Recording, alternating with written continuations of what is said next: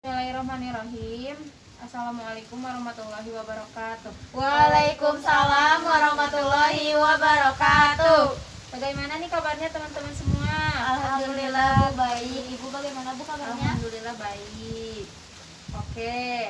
Nah, sebelum memulai kegiatan, alangkah baiknya kita semua berdoa bersama-sama ya. Berdoa di dalam hati mulai.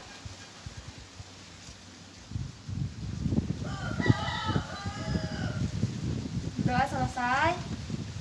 Oke baik teman-teman, di sini kita semua belum saling mengenal ya.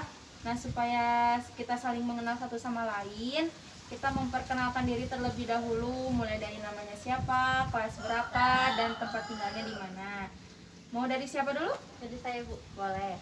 Perkenalkan, nama saya Risa Aurelia Putri, dari kelas 11. Saya tinggal di Cisarua. Perkenalkan, nama saya Helen Asari, kelas 11 dari Contoh.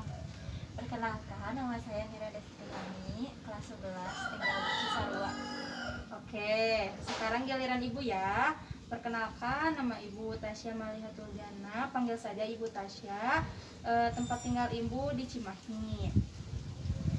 Oke, alhamdulillah ya kita semua sudah saling mengenal satu sama lain. Baik, kalau begitu untuk mengefektifkan waktu, langsung saja ya ibu akan menjelaskan terlebih dahulu apa yang akan dibahas dan tujuan dari bimbingan kelompok ini. Nah, teman-teman, jadi yang akan dibahas dari bimbingan kelompok ini yaitu tentang akademik atau cara belajar yang efektif. Nah, tujuannya agar peserta didik dapat belajar dengan efektif sehingga lebih giat dan semangat. Nah, teknik yang akan diberikan dalam bimbingan kelompok ini yaitu teknik pemberian informasi. Begitu ya teman-teman, dapat dipahami? Insya Allah Bu.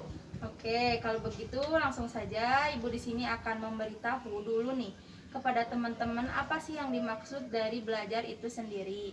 Ada yang tahu gak nih? Pasti semua juga udah pada tahu ya apa itu belajar.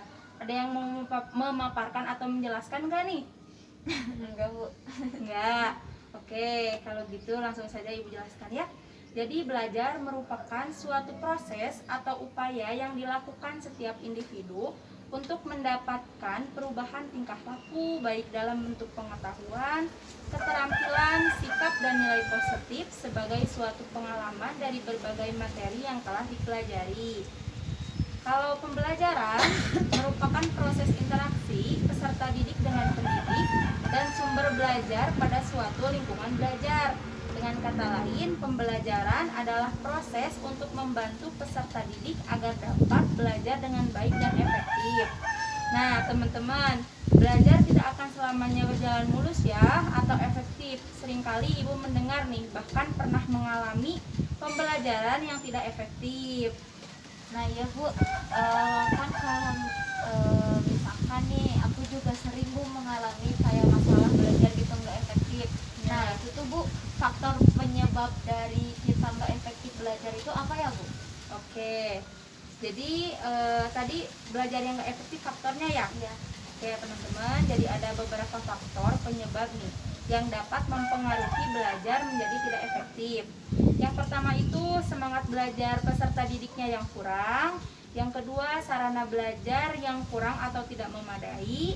Yang ketiga, penggunaan metode belajarnya tidak variatif atau monoton. Yang keempat, waktu dalam belajarnya terlalu lama. Yang kelima, pemberian tugas yang berlebihan, karena itu peserta didik kewalahan dan tidak mampu menyelesaikan sesuai dengan kemampuannya. Lalu membicarakan hal yang tidak penting saat mengajar. Dan yang terakhir, guru kurang bersemangat dalam mengajar sehingga pembelajaran menjadi tidak efektif. Begitu ya, dapat dipahami? Insya Allah Bu. Bisa Bu. Oh, Ibu saya mau bertanya, bagaimana sih agar belajar lebih efektif? Mau belajar menjadi efektif ya. Oke, ibu akan memberitahu ya kepada kalian dan menjelaskan bagaimana sih cara belajar itu menjadi efektif. Nah, cara belajar yang menjadi efektif yang pertama, coba kalian yang giat dan semangat dalam belajar. Yang kedua, menjadikan belajar sebagai kebutuhan. Yang ketiga, belajar di tempat yang disukai atau suasana yang nyaman.